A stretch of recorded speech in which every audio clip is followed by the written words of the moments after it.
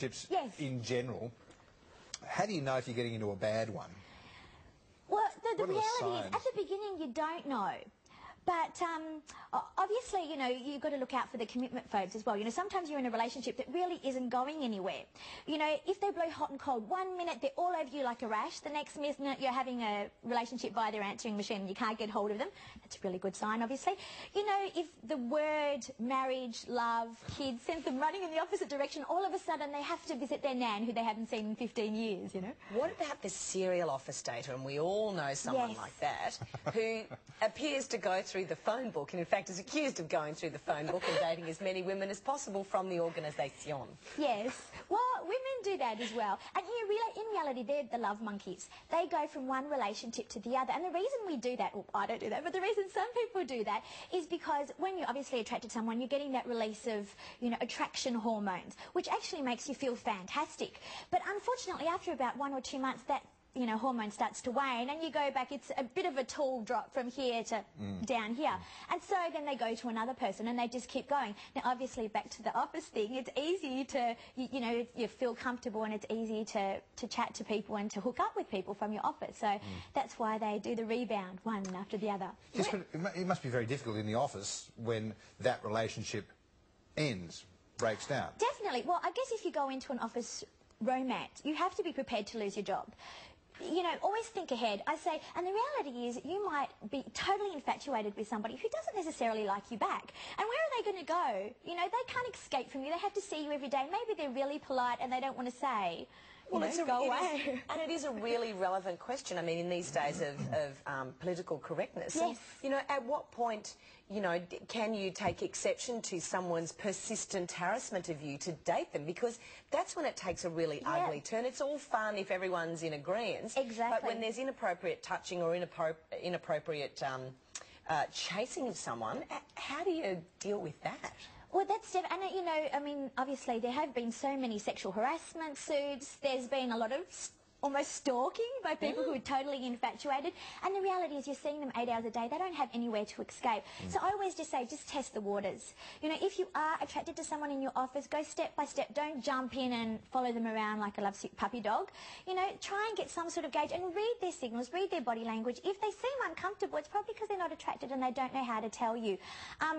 The office parties are a big thing for that, because when you mix booze into the equation, then sometimes you're headed for trouble because people don't know where to stop. They don't know, you know, they test the boundaries and, you know, obviously then you get yourself into trouble. So just step by step, take it slowly, don't jump on anybody if you're attracted to them.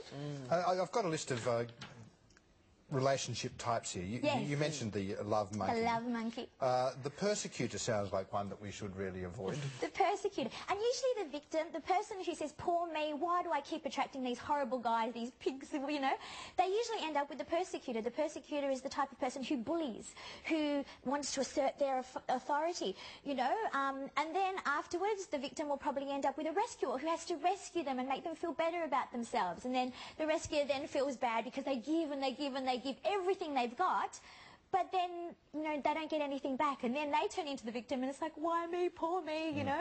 Well, what do you do if you recognise yourself in one of those descriptions? You know, recognition is the key. Once you've recognised that you are falling in... the reality is, during our lives, we often fall into, we play a role. I mean, we might jump from one to the other, but if you keep attracting the same type of person, then there's something wrong, you're doing something wrong, and you are playing that role over and over again.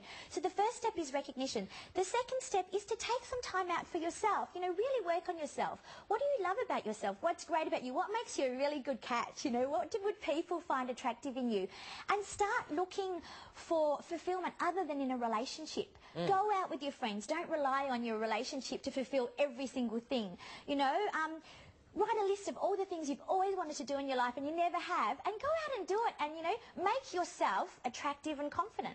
Do you know what, I mean, and you've written a book, How to Get the Man You Want, Yes. and the flip side is How to Get the Woman You Want, but what I want to know is, Yes. I imagine that, particularly in office situations, it would be all the more trickier if you were gay or lesbian. Yes. Because, I mean, I'm imagining this is a book for straight couples on how to meet each other. Although the theories are the same. you know, the rules of attraction are the same. Obviously, there are a few social rules or whatever that might be slightly different, you know, but the reality is attraction works the same, you know. I mean, we're all scared of rejection. We all have been rejected at least once in our life, or at least most of us have. Have you been rejected, David? No. Sure, come on. We all have. Well, there was that. Some of us more than others. The toilet situation. Yeah, must have been, yeah, exactly. My life has been one long rejection. Oh, David, I think you're lovely. Stop it. Look, it's great to talk to you. Thank you so much. Thank you so much for having me back. Thanks, Lovely Katia. to see you guys. So I guess the thing to remember is test the waters. Test the waters. Don't harass them. Don't harass. All right, thanks so much. Summer is fast approaching and Ben O'Donoghue has fired up the Barbie just for us, the master of the flame grill, right after this.